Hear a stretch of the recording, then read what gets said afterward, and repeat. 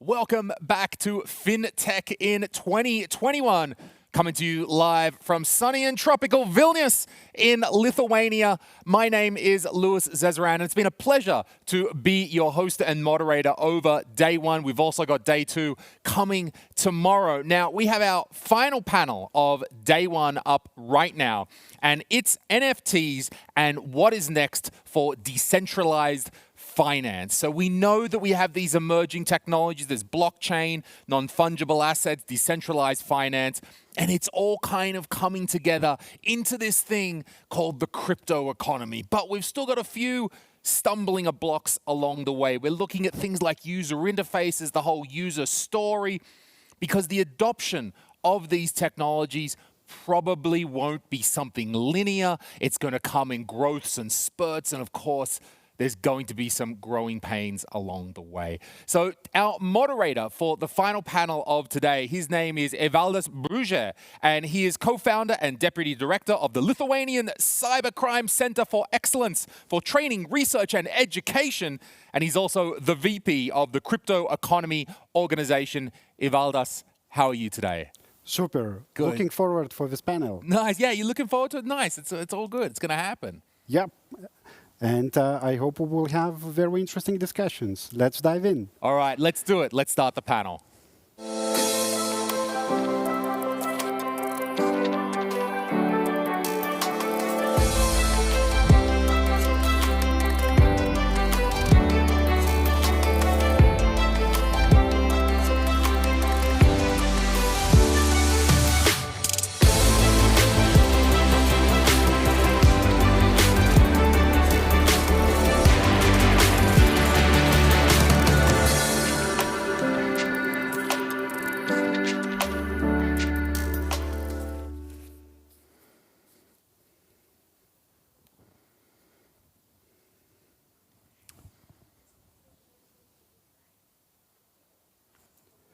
Hello, everyone.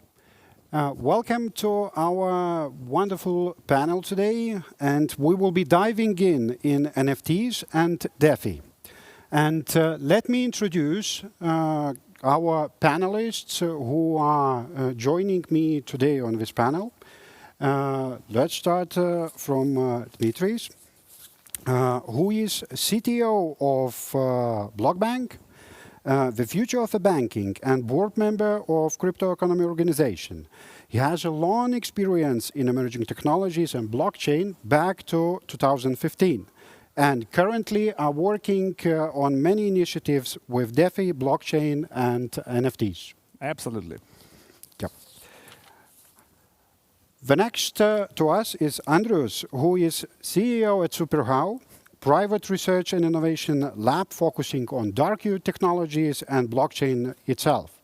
He is at the same time solution architect and team lead of SuperHow spin-off project, Depository Center, distributed central security depository network running on corporate distributed ledger technologies. Hi. Also, next to him, we have Vytautas Kašėta, co-founder and CEO of SuperHow Art, fine arts fractional NFT company, and the project. Deep tech, next reality enthusiast, visionary, and driving many of the initiatives of DeFi and NFTs. That's me, thanks. Yep. And the next to Vytautas, we have Martynas Kasiulis, CEO of crypto news portal Daily Coin. He is crypto content and business development expert with a focus on gamification. Also currently working with very successful DeFi, NFT, and fintech brands such as BD Swiss, Bitnag, GCR, Swiss IMF, ChangeNow, and others. Thank you for having me. Okay, so let's dive into our discussion, and I would like to open it with a question. Are we already here, the NFT and DeFi mass adoption? And why these two names are so frequently come together? Vytautai, maybe you can catch on this. Yeah, of course. we are on the way. From what I see, we are on the way to mass adoption. That's one of the goals. DeFi, as we see now, it formed not overnight. We see the beginning of DeFi at 2017-18 probably, and it is growing. It is growing quite slowly in our view, in the blockchain terms, but it might seem very fast when we see from the perspective of classical markets. But definitely we are not there yet.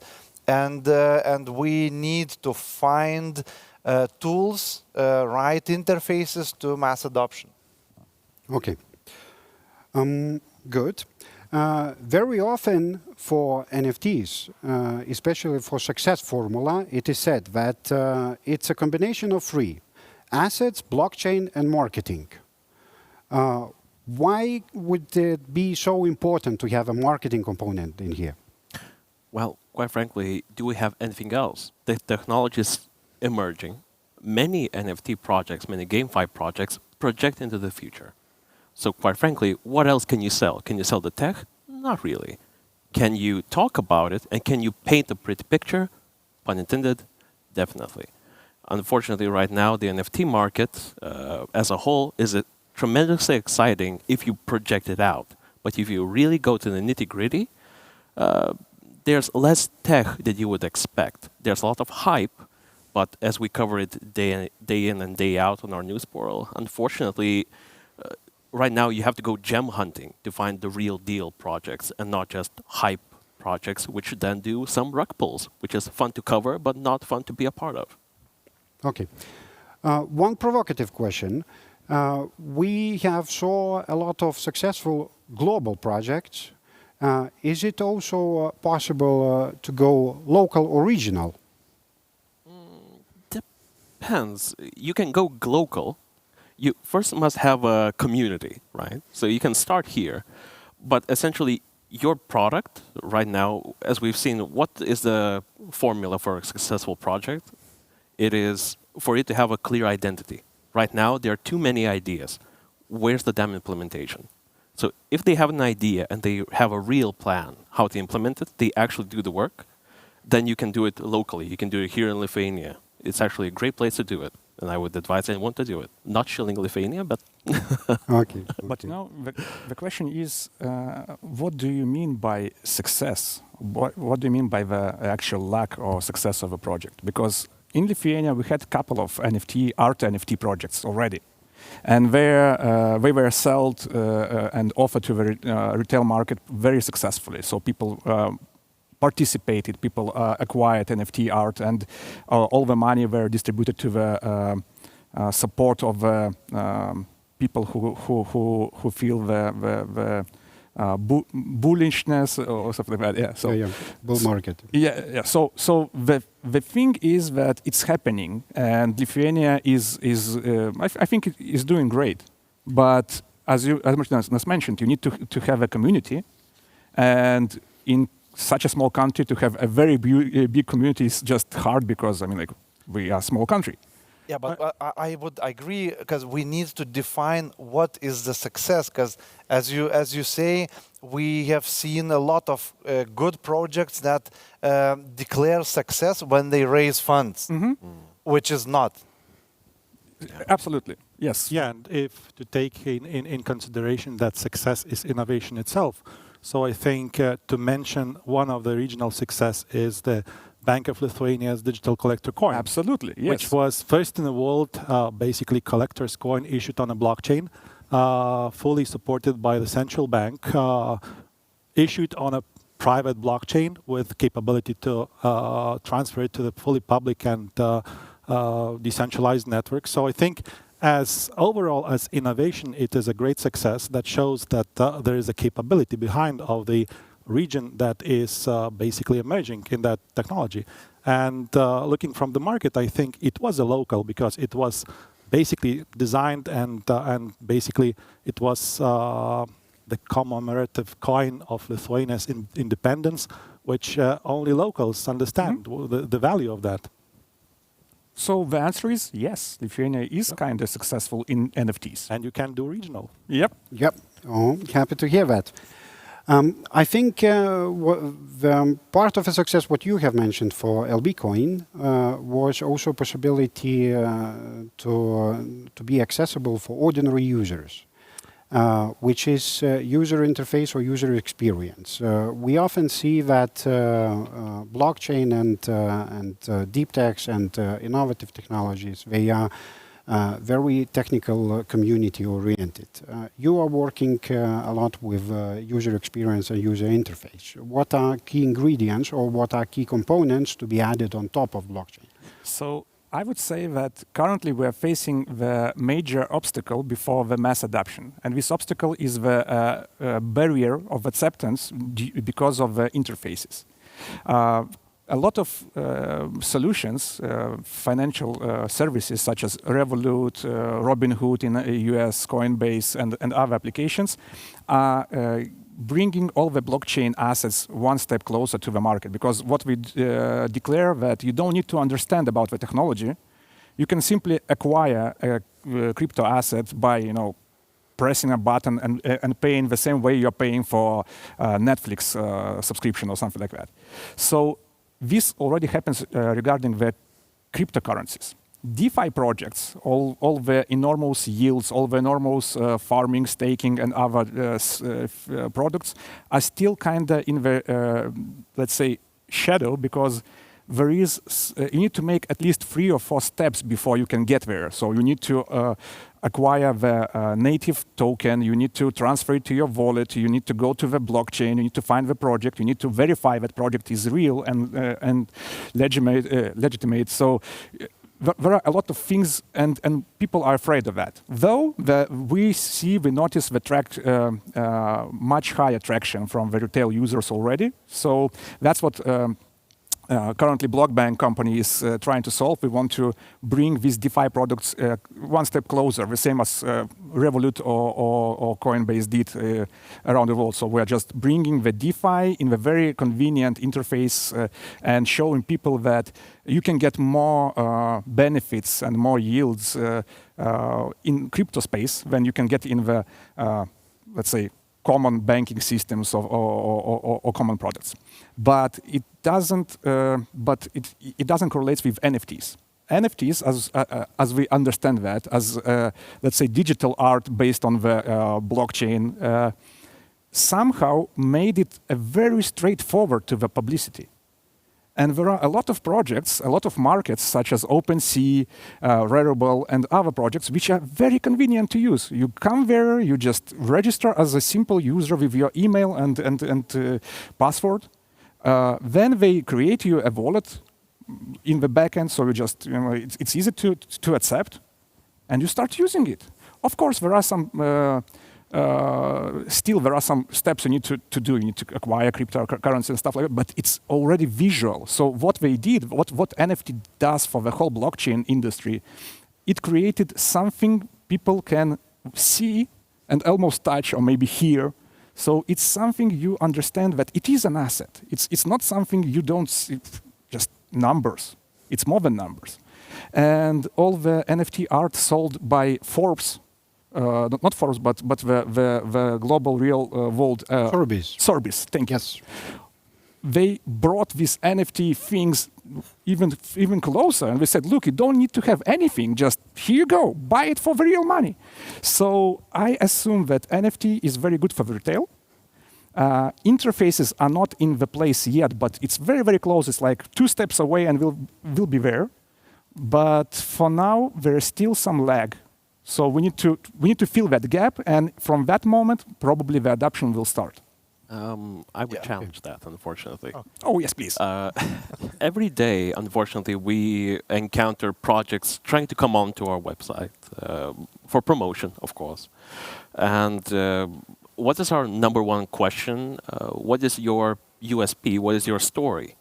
Well, that's the big story about crypto and NFTs in general, is that the story right now is not one which you can tell to a 5-year-old. It's not one you can tell your grandmother. Unfortunately, right now, the interface, I think we're thinking like tech heads right now. The problem is when you speak to institutional investors or big tech companies, AAA game studios, why aren't they innovating? Why aren't they implementing blockchain? Why is it so slow? It's not even about the innovation part, it's about innovation, which means a psychological change. This is here now and is here to stay. Because the percentage of NFT projects which started out this year and which are not, which are completely dead, is astronomical. So feel free to defend the technological part, that we are 2 steps from it. But I would say psychologically, we still have many hurdles to go over, and the market itself needs to prove that it can be mature enough to be taken seriously. Yeah, I see Andrews is already raising the hand. I Yeah. just wanted to react to that. I think lots of statements make sense, Martinas, and I think that the market also understands it, and how to explain the very difficult things to a 5-year-old. And I think the big next push for the market is GameFi.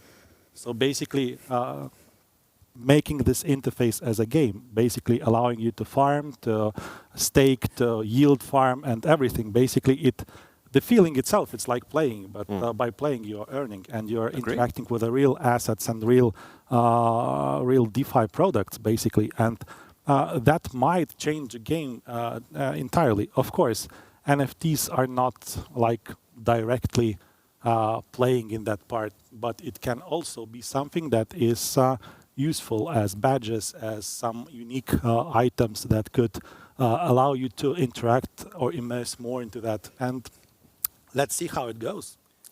Yeah, if I may add, we just definitely returned to the first question about the mass adoption and the way towards that. And yes, that is what's missing. 2 things besides the story. It's user experience, user interface, or how you explain what is that, what is DeFi,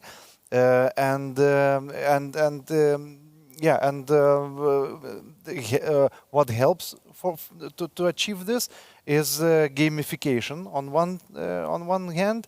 On the other hand, why NFTs now are on the rise, just because they are so simple.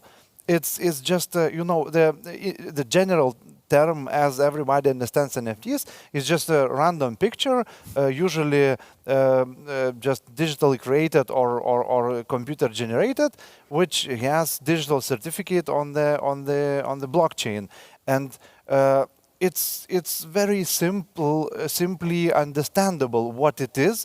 And when we see simple user interfaces like Sotheby's brought this to physical place, it became so accessible. On the other hand, being the digital certificate, it can be combined or attached to any object, like physical art. Yeah. Can I just... Sure. I won't disagree to anyone or to all of you. So, as mentioned from the very beginning in my answer, there are some apps we already know, like Revolut, right? Which offered a very convenient way to acquire a crypto asset, and we all know it's not the... Not acquire. Exactly, yeah, we all know that. But the end user, they use this. They started to use buying crypto, bitcoins, holding them in their wallets, and imagining that they are a crypto enthusiast. I invested in something. No, you didn't. But it gives a possibility for them to actually touch the new whole world, which will be here to stay. And I think you are too enthusiastic about the technology itself. That's why you are thinking about the story behind gamification and stuff like that. Because just remember the phones you're using daily, mobile phones. You don't know how they work. You don't know anything about it. You just use them. I mean, most of the people, most of the people don't know. And currently we are using the SIM cards inside the phone in any possible device around in your car, in your fridge, anywhere it is. So the mobile connection is already changing the world, even without most of the people understanding how it works. So I would assume that what's needed for the actual NFT or crypto adoption is to make it so easy to access, just flawless for the user, and that's enough. We don't need to educate them. We don't need to explain anything. We just need to come there and say, look, guys, new type of art you can buy you can buy part of a Mona Lisa through SuperHow art, right? And be a holder. And yes, there are a lot of technologies behind the digital license, the blockchain, fractalization, blah, blah, blah. But all you need to know is that if you send money to this address or even the bank account, you will receive a fraction of Mona Lisa. That's it. So that's my belief, that if we want mass adoption, remove all the techy part. Yeah, but the keys. Yeah, I think you know. Be custodial. Very easy. I mean, like, the decentralization factor itself is very tech geeky. We care about it. Be custodial partner who takes care about all the things normal people just aren't able to handle. You mean CDFI? Probably. Yeah, but I'm coming from this, you know, age when we were sitting about, you know, thinking about digital signatures, digital electronic documents, and that was also very difficult to perceive in that time, like how to sign the documents, why to sign, because we have like usual, you know, but it was a challenge, technical challenge for anyone, basically, because of the interfaces. Interfaces was, which the part was not convenient until, for example, mobile signature, until some PDF documents as electronic document formats. And yes, so it is currently in Lithuania, no one, I think, has problem with electronic signatures and using electronic documents. Like 30% of the nation still can't use it. Yeah, but 30% is not a big number. 30% is a big number. not for the massive major. adoption, it's not a big number. Okay, it's not the major. Yeah. Right. Yeah. Yeah, okay, so let's explore it a little bit deeper, I would say. And for mass adoption and for using by the masses of the technology, definitely one of the ingredients, what was not mentioned, is trust or confidence. And this we can see going in parallel or hand in hand for the banks, for the trusted organizations. And is it compatible? Decentralized finances and regulated markets or regulated players? Andrus, maybe you can catch on this. It's a good question. Yeah, it is difficult. It is difficult to answer straightforward, but just to understand what the decentralized finances are, and I think that is a most crucial part. So first of all, this is fully decentralized model, which is there is no centralized service provider that is behind. So there is no legal entity behind that you can regulate mostly. So how to build the trust? Yeah, so basically the trust is decentralized. So you just have to trust the protocol itself, the technology that is running behind and that is harnessing that business model and ensuring that basically what is written, it is written in stone. And basically if you're interacting with that, everything goes under how it is written. And basically that is a object of trust. If I can trust this protocol, if I can understand what it does, so basically I don't have issues, I don't have to raise that question about the trust itself. And of course, this is something that DeFi is trying to achieve. And it is also very difficult to do. And I think that is also something that will change the perception of the market, of the finances market, how it is operated in the long term, in the long game, basically. And the one thing that you can basically regulate or, I don't know, push forward is the standardization, the security requirements, the things that is describing the technology and basically making the environment more secure for the users that are interacting. Yeah. Dimitri. I would agree. If I can. Yeah, for sure. The question, in general, I agree with you, right? But don't you think that the most risky part of all the DeFi are humans themselves? So you can trust the technology, you can trust the standard, you can trust the model, but if someone decides to scam you, or if someone decides to rug pull you, or simply leaves a bug in the software, your funds are gone. So who can be, like, it's an open question, I don't have answer as well, but how can we actually regulate something which by its nature is unregulated? And if we assume that the standardization might help, who are the ones who will not develop the standard, but will assure that the standard is implemented? Yeah, but with the standard Self-regulation. self-regulation on the one hand. On the other hand, take the example from internet, how it was, how it all started with the committees that were asking for request for suggestion for change, RFCs and all these papers from the public.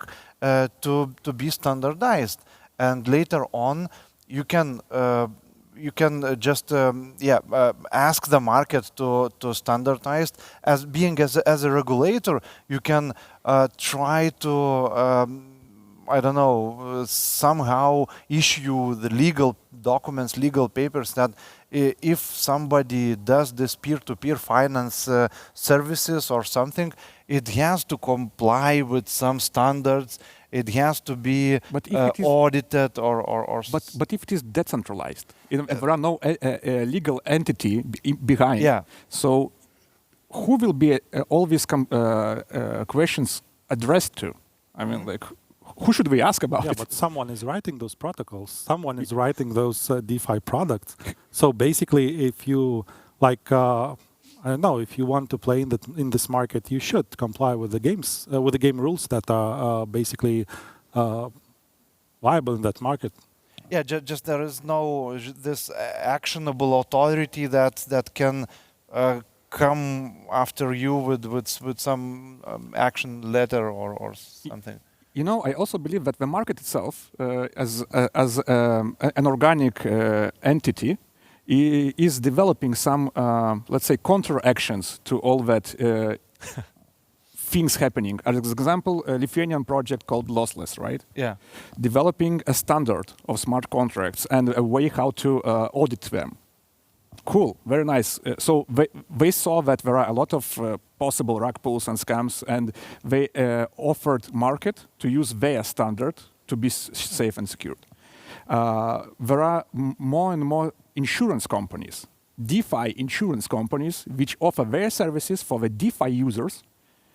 So you interact with anything you want through the intermediate, also DeFi developed. Yeah, but those centralized insurance. Exactly. Companies. So it's crazy, right? We can come up with decentralized insurance smart contracts. Might be. Yeah. A great idea. Let's discuss it after the panel. Yeah. So we are going towards new Startup, yes. startup. Decentralized verification and security assurance. But standards, they do work. Look, ERC20, even though it is very old and we have the full spectrum of new standards, everything is ERC20 or ERC71. So Yep. it's standards. Unfortunately, again, to play devil's advocate, in every article we write, there's a flip side. So you'll get a lot of those. Basically, to this nice story, now we have basically the legislative agenda drives every single project now a bit insane, because what you're working hard on right now might change if the people, the powers that be, from the maybe the IMF, the SEC in the States, the Lithuanian governmental bodies. I mean, it really is like playing on quicksand.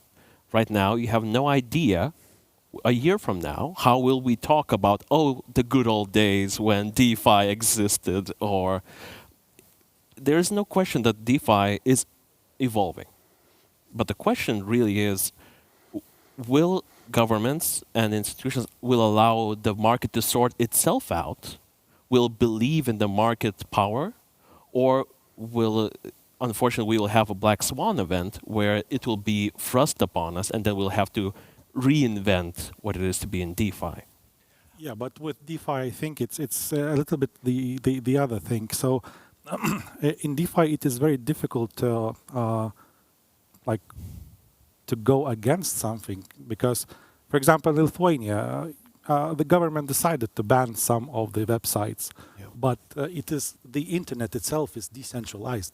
So basically, it is just for those who don't understand how to overcome that little step and to still have an access to that. So with DeFi is the same. It's basically if the technology is driving the market and that technology is already pushed and publicly available on the blockchain. So how to ban that? How to prohibit someone to basically to interact with that? I have one very good example for regulators. Really, very good example is China.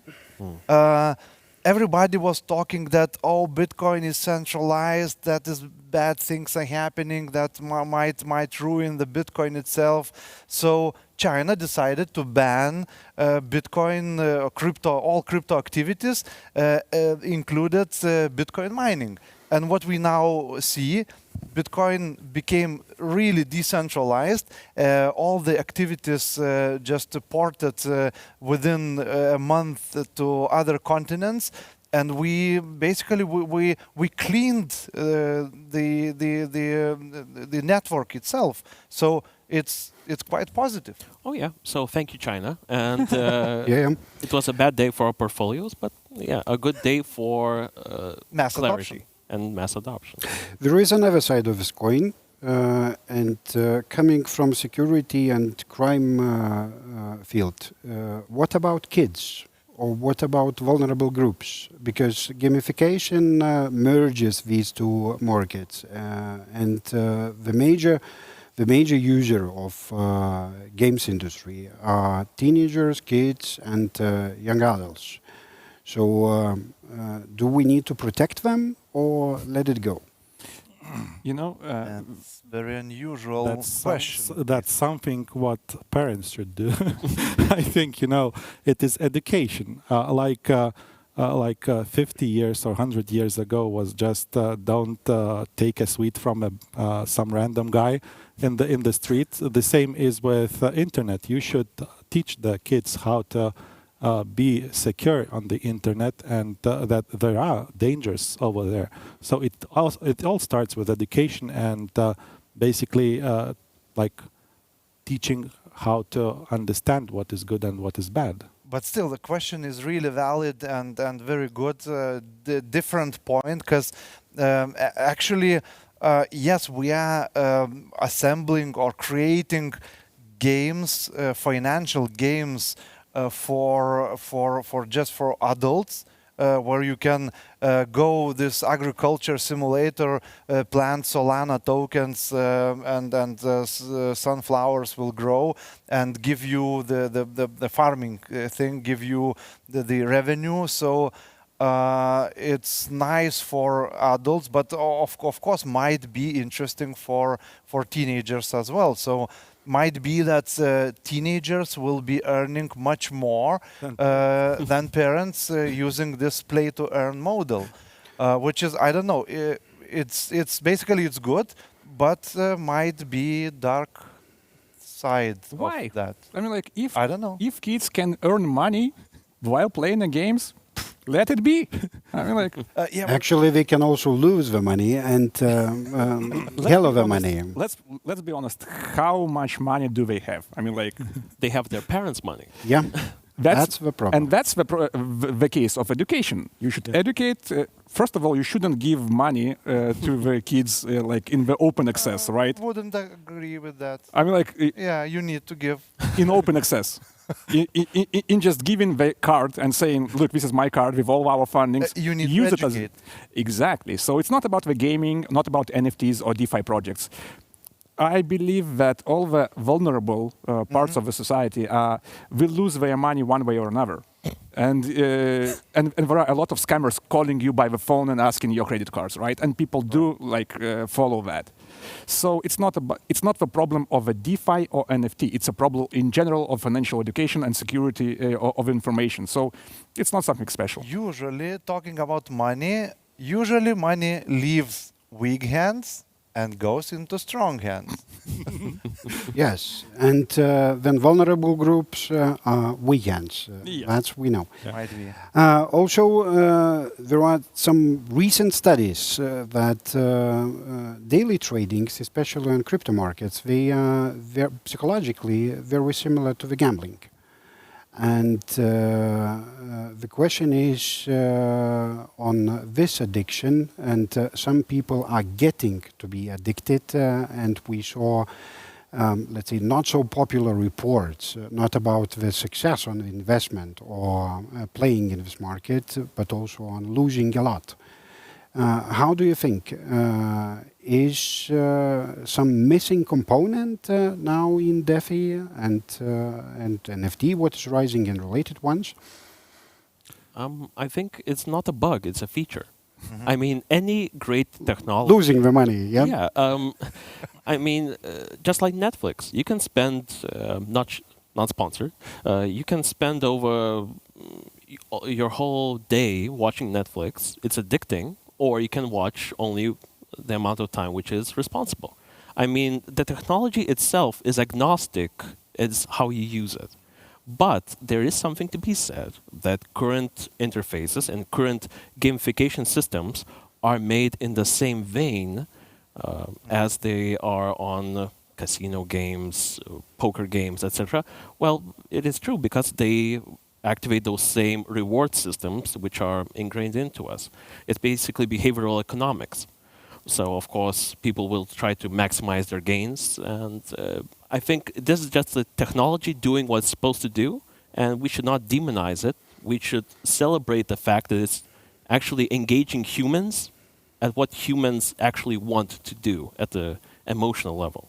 Yeah, but we are getting back to the first question, the user interface, user experience, where I understand, I listen, I read what you're talking about gambling. Just being almost professional investors, I'm trying to learn to teach myself to be let's say professional in the when you start investing or trading or something like that. That's quite tough for just regular people. Might be tough for usual users, but for that we have another type of user experience products. It's like portfolio investments, where you, as basically that could be that regulators might come up with something that is common to the this classical market, where investors are separated from retail, and the products, portfolio products, might fit well for these retail investors, and direct investments in very high risk and high reward products might be left for professional investors. But it's DeFi. Yeah, It's- with DeFi, it's it's another DeFi. story. Exactly. It's open for, like DeFi, one of the fundamentals is open for anyone. So it's basically, there is no KYC, there is no AML, there is no nothing. It is basically you are interacting with a protocol directly, and Yeah, but the block bank, could come up with the DeFi portfolio investment user experience or something like that. but it is not a DeFi anymore. Exactly. It is a hi-fi, like So- hybrid finances. Okay. Blockbank is utilizing the DeFi services and providing already the features possible by the DeFi to the end user. So we are not solving the problem of gamblers. We are providing the more convenient way to access let's say, to access. So accelerating it. Not really. By the way, don't know if you noticed, but for example, in 2015 or 16, China banned the gambling in the mainland, Yeah. and it was a very huge spike in the stock market users in the same time because, as you mentioned, Chinese gamblers understood that stock market is very similar. You can gamble betting. So and there are a very popular photo showing like the guy sitting on the street just with the computer buying stocks. So instead of gambling, on another hand, there is also an indication of that gambling addiction. For example, some exchanges currently are offering you pause from the buying high risk products, like for example leveraged products or futures. So they say maybe you would like to calm down a little bit and, for example, take a pause for a month, not doing that. So it's already happening. On the other hand, what I'm trying to stress out that it's not a problem of a DeFi. It's a problem of a human mind and a human addiction in general, like TikToking, obsessity, and etc., etc. So it's very similar. So no need to correlate the technology of a DeFi with the problem of the human kind itself. So let's solve it in general, not in the DeFi. So we see self-regulation. Why not? Let's try. I don't believe in it, but let's try. Okay. Can some other technological features like oracles or authenticated provenance technologies help here? Yes, they can. Help And the question there. is how? How? The agents. Well, help. agents, oracles, yeah, the real-world interface into digital world, basically a universe with metaverse. It can help, but just I recall that it can give the bridge into this physical world, but of course not on the regulation side. No. But isn't it like trying to regulate something on the gateway level, like on the entry level, creates a very bad practice of governance and all control. Yes. So we are spending a lot of time, and we as Lithuanians are fighting for the free will and possibility to express yourself and do whatever you want for a long time. And I think all of us agree that we don't want to be controlled by some entity deciding what we can do or not. And even the gambling agency, which forbidden Lithuanians to access some gambling portals, is absolutely unbelievably bad, because it shouldn't be like that. People should be able to do what they want. And as you said, self-governance, if it can happen, it will regulate it, but not in the way of someone regulating public audience. So let's agree that the only flaw in technology is the human. Absolutely, absolutely. And that's it.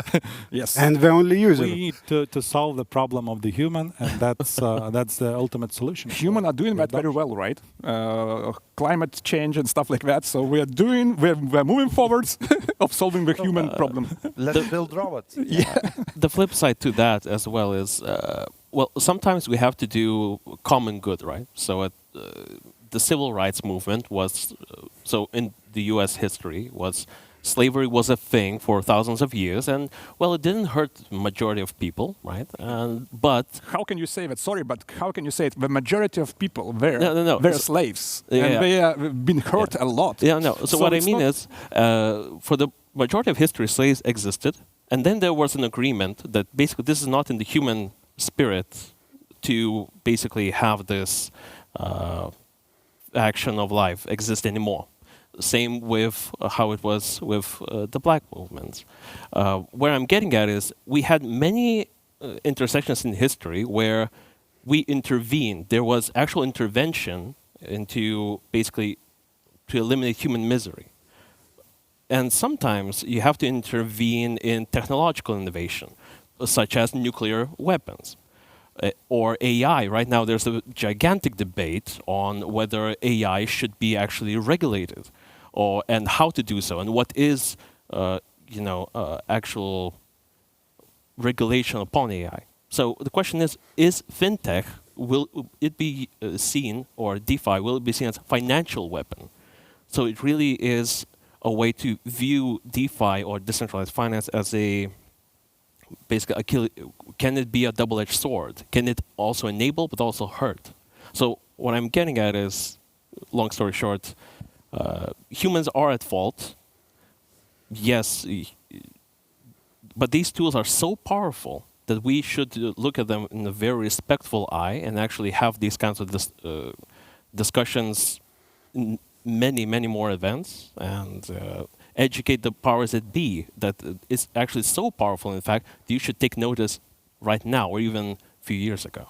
Yeah, but look, transparency always helps. Yeah. And transparency is the self-regulation in our DeFi market, Yeah. because everything that is centralized, possibly the race for AI is also very closely guarded, and where we do not have transparency, this immutability,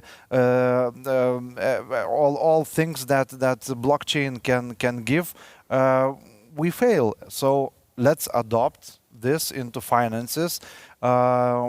If we will have CDFI, DeFi, hybrid finance with some sort of transparency, it will heal itself, and we can do the same with AI. Completely agree. And hopefully the industry will regulate itself. Will not have a event where regulated by people who maybe do not understand the extent and the nuances of the technology. But the difference is the wording itself, right? Yeah. If we're talking about regulation, I would also agree that regulation is needed because it brings clarity, right? Yeah, but not the forbidding and limiting of existence of different things. So I would say that we should let new approaches, new concepts, and new technologies appear and be accessible, but maybe the regulation might be the answer. Like, if you want to, in general, acquire a cryptocurrency, please fill the KYC AML. Yeah. If you want to use them on your own risk, do it whatever you want. But for the safety and the health of the community in general, or the health of the country, please follow the rules. Just so general recommendations like do no harm. exactly. Yes. Do whatever you want, but no harm to others. Yeah. Okay. So we are coming to the question on the regulatory position, and being from Lithuania, what it would be from your point of view, first things to be made to have this strategic advantage and not to follow bad consequences later. Andres, you are close to this discussion. That is a hard one, actually, because the regulation is always catching up with innovation. So it's basically always falling behind. You cannot regulate something that you don't understand and something that doesn't exist yet. So basically, I think that the best way and to stay ahead, even being a regulator or the body who is trying to set the rules or put some guarding rails to the community that is engaging those, is basically educate yourself just better to understand, what that is, and not only from the risk perspective, but basically from the where it is going, what it is giving to the community, what are the benefits, and why the community is going for it. It's basically, I think, that any regulator is just, starting with skepticism about something that they don't understand. And Lithuania also, I think, it's not the exception. But working with, for example, the Bank of Lithuania, we saw good examples how the bank could, with their will, go into something that they don't understand in order to understand that better. So, for example, the same example as I already mentioned, the LB coin, which was something that is still the, I would say, in the central bank field, is something that will stay like forever as first in the world done by the central bank.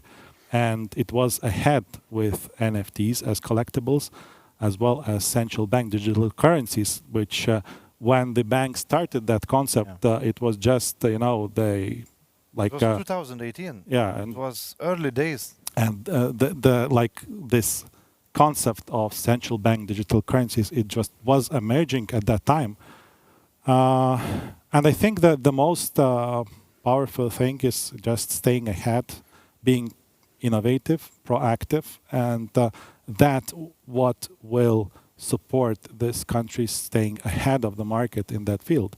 You cannot lag behind. You cannot just go into the market with Guardian's position and stop everything and try investigate and just prevent something that you don't understand. You have to go hands-on, dirty hands-on into that, understand, make some suggestions, some still be a part of that self-regulation by being a regulator, and go for it. So that's the ultimate goal, I think.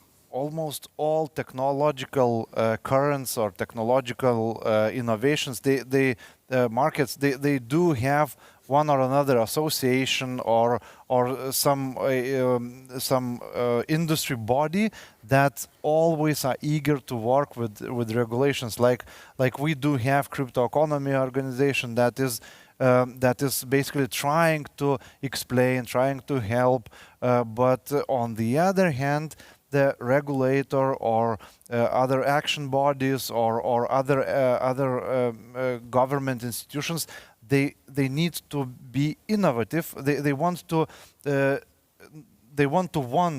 be innovative, like Bank of Lithuania, like Ministry of Economics. So that's the way it should be.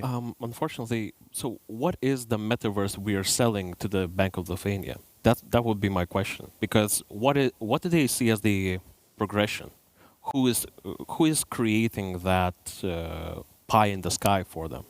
And right now, as we had the discussion right before this panel, it's a question of definition. So what definitions are the regulators operating with?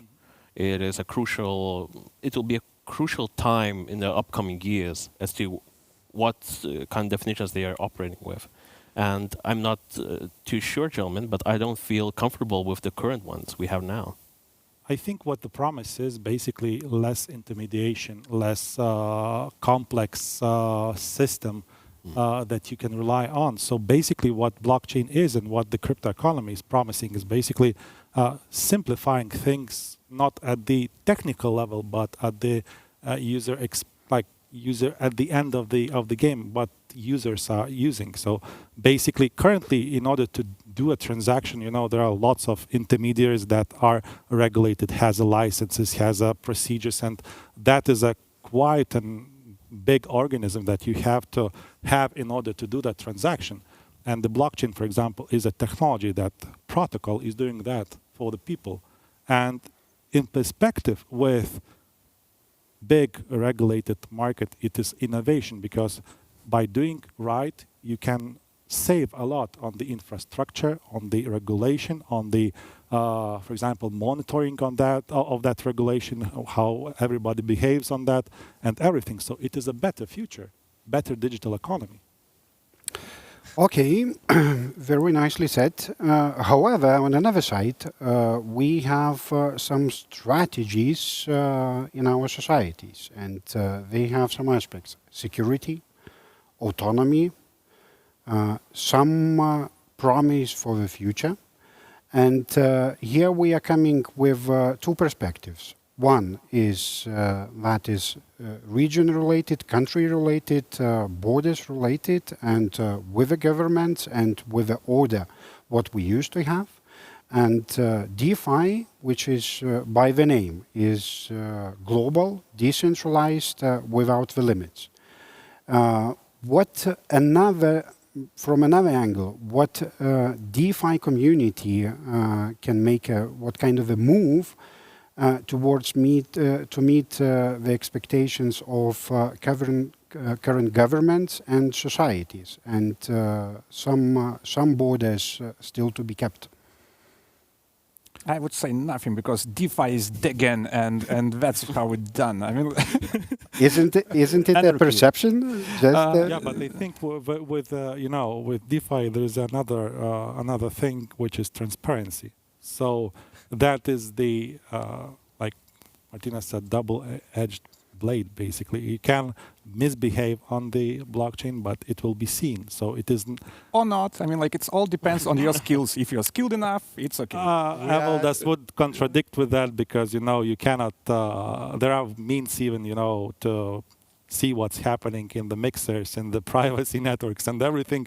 So it is a little bit of trendy word, this privacy on the blockchain, basically. But I think the promise itself is just don't misbehave, because there are ways of seeing that, and that is also a part of self-regulation. Yes, exactly. But that's not tethered to the region of a country, right? So that's the main point. You shouldn't be like, I believe, and that's my true beliefs, that you shouldn't stick to a very precise jurisdiction or very precise country. If you are DeFi, you are global.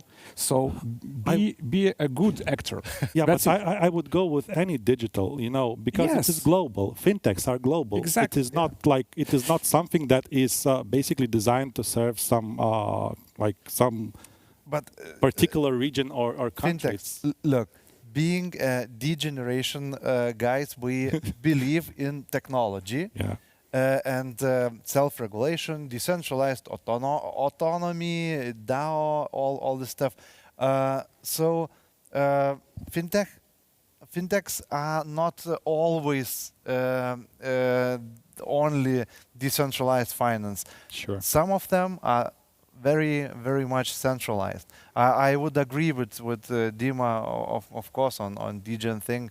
We are technology guys. We believe in technology. And how can you regulate it if it's only, I mean, like a year ago, there were no farming or like, it's absolutely new thing happened, and now all the world is doing that. Or let's say NFT, which can be used as a collateral in the other NFTs and cross-chain to another NFT game, which you can profit.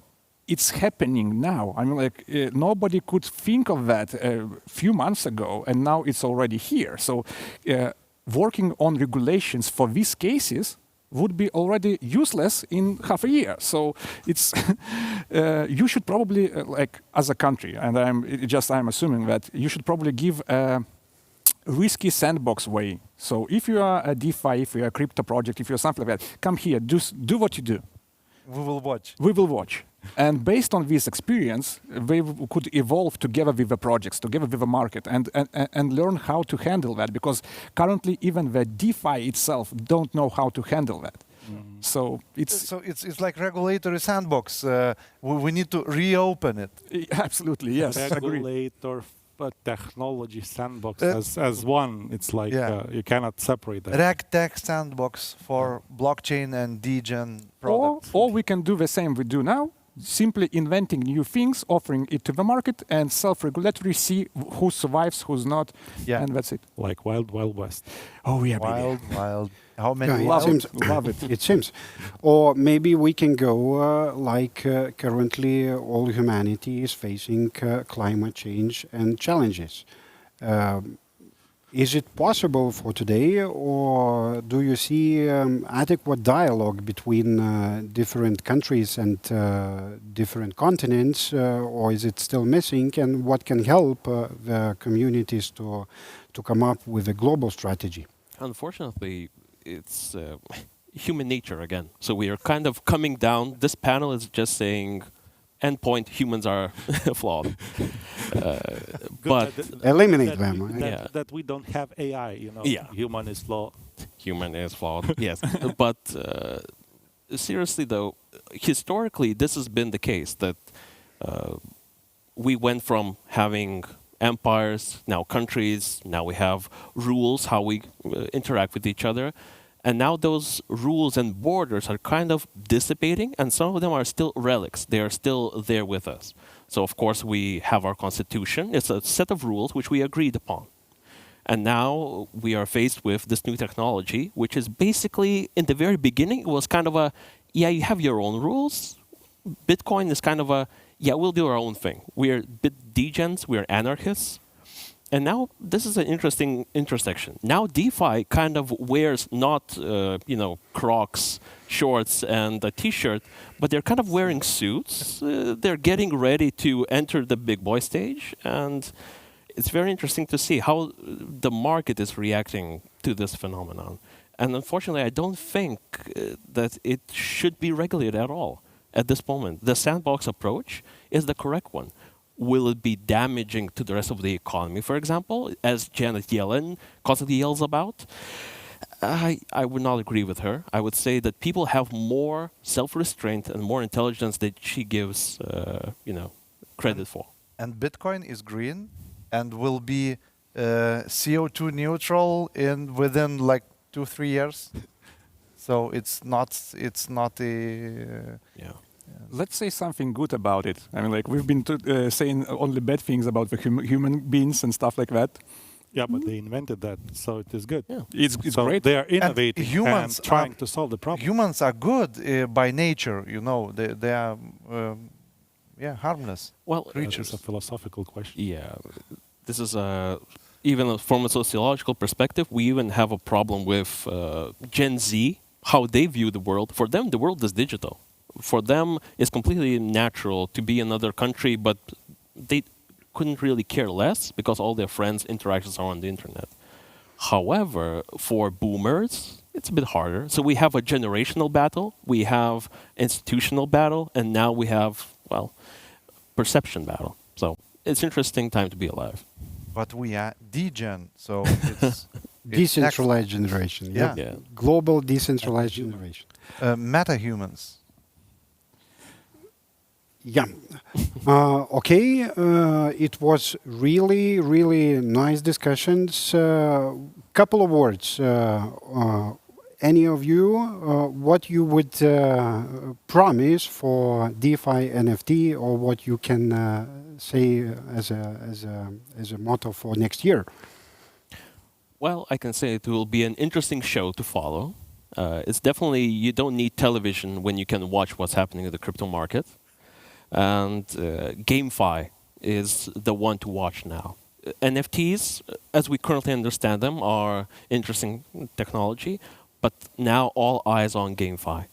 I would say metaverse and GameFi will lead to mass adoption through GameFi and digital originals within the metaverse. Will lead to mass adoption, and we will definitely see it within 2 years, 3 years. Yeah, not repeating what the guy said. I think this merge of the two worlds, physical and digital, it is more and more integrating each to each other, basically. And I think it will be something interesting to see, as for example the physical art tokenization, as intellectual property tokenization, and lots of interesting things that could happen in the future. And I don't know anything about the future because it's so unpredictable and so interesting to follow. So I would just somehow feel that as the bigger players are coming into the crypto market, we will probably see some kind of a symbiosis of a custodial, regulated things mixed with the unregulated and DeFi part. But it's just an assumption, and how it will go in 3 months even is probably unknown to anyone. So stay tuned, and you will see it in the next episode. Thank you all, and it was great panel. Thank you.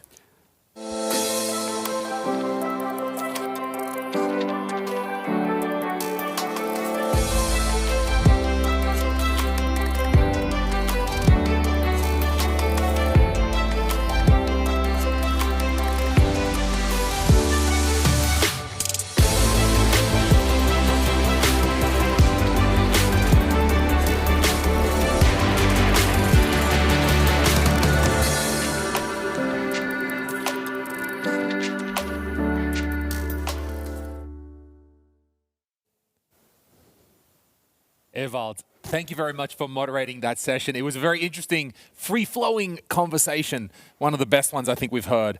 The big question, the big topic, I want to know your thoughts, is can the market regulate itself as these things evolve? What do you think? I think that we will be facing still two directions. Market will regulate itself, but we will need to also ensure that society is getting some promises, some trust, something what is governments can only deliver. So we will be seeing two lines, and hopefully they will find this. Not crash point, sure, but the linkage. It is that linkage because, okay, we heard a lot of great arguments about let the market do it, don't worry about it, just keep on going. And then there was this other comment of, well, trust. How do we build trust? And you said it yourself just now. One way we can build trust is when the government steps in and the government starts saying stuff. That's an easy way to build trust. The problem is regulation. And then we heard many of our panelists here don't like regulation so much, so that in the middle. Do you think right now, DeFi, I mean, it was a great quote at the front, is DeFi right now just assets, blockchain, and marketing? I think no, in general. It's a way new, let's say, ecosystem that is emerging now. And we are in the moment of, as we heard from our panelists, a lot of transformation, and there are a lot of unforeseen things are coming. And no one can predict more innovations or additional things what will pop up during this year and another year.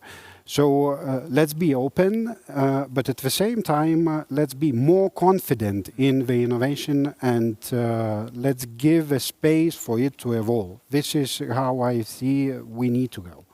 Okay, all right. Do you have any final thoughts as you're wrapping up? What's your kind of final takeaway? Is that it? We need to let this evolve? Is that your thoughts on this? Yeah, I think we need to let this evolve, and let's be more gameful and more experimental, all of us.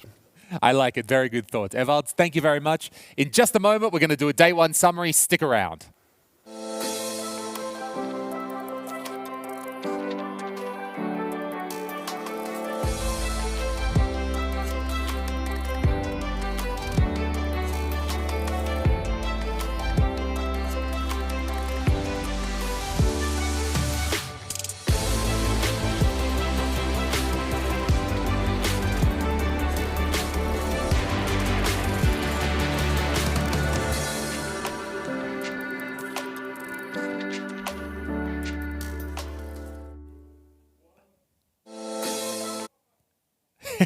So that is the end of day one for FinTech in 2021 here in Vilnius in Lithuania. We hope you've enjoyed everything. We want to thank our sponsors, of course, the Lithuanian Ministry of the Economy and Innovation, the Lithuanian Ministry of Finance, the Lithuanian Agency for Science, Innovation and Technology, as well as our partners, Sensedia, Ondato, Rocket, and the FinTech Hub Lithuania and FinTech Lithuania.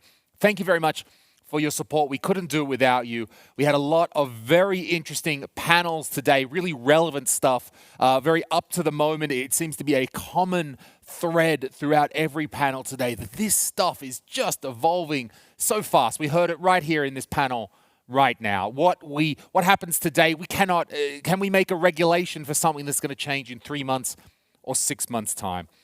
So we started the day talking about moving from open banking to open finance. And it's, again, a common thread. How do we scale this up? We can do cryptocurrency. Okay, we're starting to understand how this works. But a whole economy, a whole financial system is not just a currency. There's many more interconnected parts of that. And we started to talk about how that ecosystem may evolve. So many interdependencies.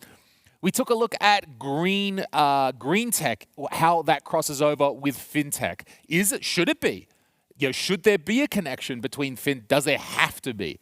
Or are there some natural connections and synergies as the fintech market grows that they can readily adapt and there's no legacy systems to change? Can they help enable green technologies by green technologies adopting fintech ideas? We looked at the difference between data privacy and anti-money laundering and know your customer regulation. So I think we can all agree anti-money laundering, pretty good idea.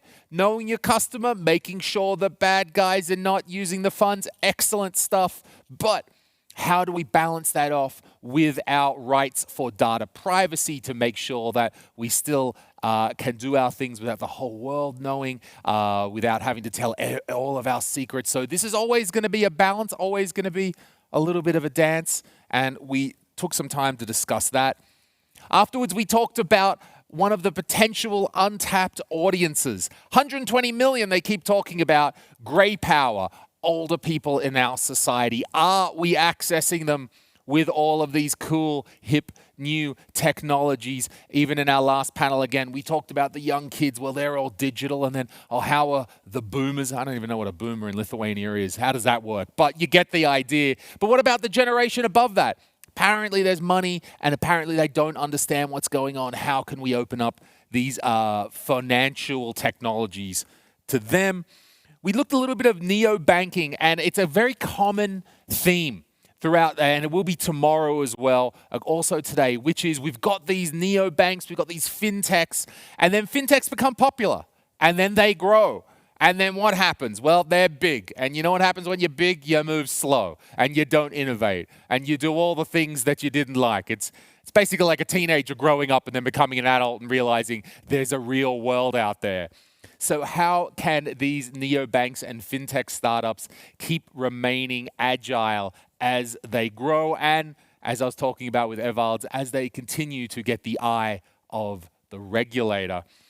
As we were rounding out the end of the day, cybersecurity, it's one close to my heart with my training. And if you've got cybersecurity protocols, you've got procedures, you've got standard operating procedures that you need to implement if there's an issue, well, have you tested it? Do you know how to do it? It's even like in general IT, you got a backup. Can you restore the backup? It's the same idea. Is your team able to implement your cybersecurity standard operating procedures at a moment's notice when there's an issue? We looked a little bit about fintech and AI as well. We were going on there. And then finally, as you saw right now, we rounded out talking about NFTs and how these alternate tokens and new ideas, how they're changing things, how the NFT craze just seems to have, bam, hit us really in the last 6 months, at least in the mainstream, and how that will continue to evolve in the future. So this is the end of day one. Thank you very much. We still have day two. Come back here to the OnVent platform tomorrow morning. We're going to be starting up with a whole second day of very interesting talks. This is FinTech in 2021. My name is Louis Cesarin. It's been a pleasure to be your host today. I'll see you tomorrow.